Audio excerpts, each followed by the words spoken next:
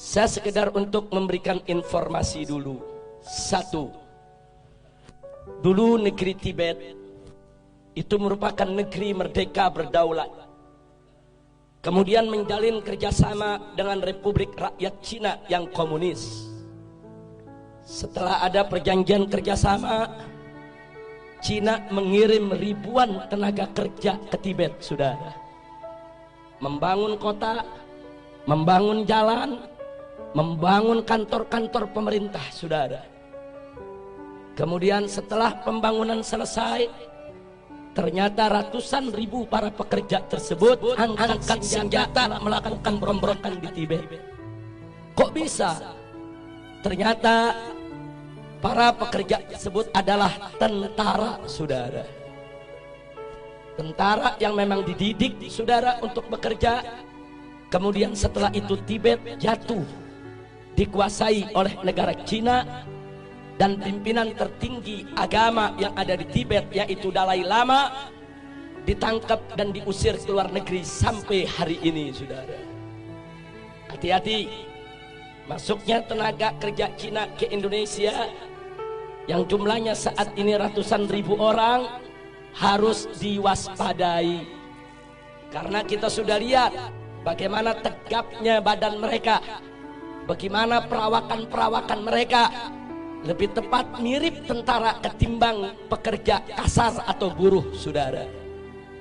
Yang kedua, saudara, di tengah Afrika ada satu negeri bernama Angola, dibantu habis-habisan oleh Republik Rakyat Cina, saudara.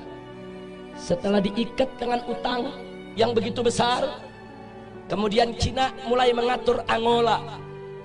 Anda tahu minggu ini apa yang terjadi? Parlemen Angola mengajukan undang-undang untuk ditandatangani oleh presiden yang isinya Islam tidak boleh ada di Angola, dan seluruh masjid harus ditutup. Alasannya karena berlawanan dan bertentangan dengan adat istiadat Angola, saudara. Ya, hari ini Islam dilarang di Angola, saudara. Bagaimana dahsyatnya pengaruh Cina komunis sampai di Afrika, saudara, dipengaruhi sedemikian rupa. Yang ketiga, ada satu lagi negara di Afrika bernama Zimbabwe, saudara, juga diberikan utang besar-besaran oleh Cina, saudara. Setelah utangnya, saudara, membengkak, Zimbabwe tidak mampu untuk bayar utang, saudara. Lalu apa ditawarkan oleh Cina komunis? Dibebaskan dari utang, tidak perlu bayar utang. Tapi mulai saat itu Zimbabwe harus meninggalkan mata uangnya dan belanja sehari-hari dengan mata uang Cina, yaitu yuan, saudara. Saat ini di Zimbabwe, jual beli, sewa menyewa, transaksi semuanya menggunakan mata uang yuan milik Cina komunis, saudara. Kembali ke Indonesia, saudara. Saat ini kita dapat pinjaman utang ribuan triliun dari Cina, saudara. Saat ini kita berutang kepada negeri Cina ribuan triliun, yang 7 turunan kita ke depan belum tentu kita bisa bayar, saudara. Hati-hati dengan ribuan triliun kita hutang ke Cina. Saat ini Cina komunis mulai mengobok-obok kita punya negeri, saudara. Mari kita lihat satu, saudara, bagaimana mereka masukkan tenaga kerja.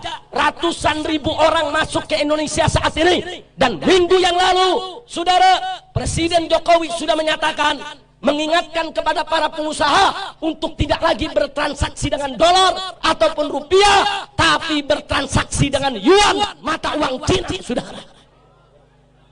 Ini bukan fitnah, ini keputusan presiden, saudara.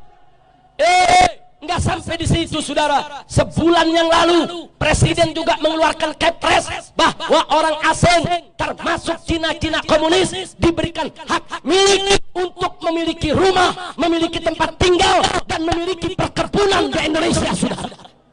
Ini nggak pernah terjadi. Orang asing diberikan hak milik. Ada apa gerangan yang terjadi, saudara? Masya Allah. Ada apa ini negeri? Saya ketemu seorang pejabat, Habib, kan enak kerjasama dengan Cina. Kita dibangunin itu jalan kereta, MRT, LRT. Saya katakan, Pak, itu bangun bukan gratis. Kita ngutang dan kita harus bayar dengan bunga. Satu. Kedua, kontraktor utamanya harus dari negeri Cina, bukan kontraktor utama pribumi kita. Yang ketiga, bahan-bahan bakunya juga harus diimpor dari Cina, termasuk reklamasi tiang-tiang pancangnya bukan kita buat sendiri, dari negeri Cina harus didatangkan, saudara.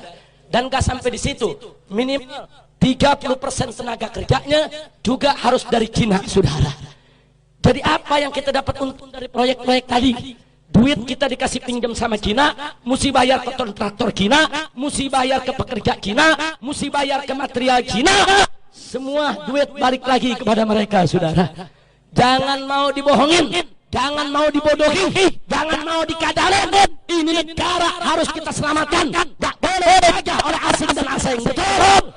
Siap bela negara, siap bela NKRI, siap bela Islam, siap bela bangsa, siap bela rakyat, siap jaga pribumi. Takbir, takbir, takbir.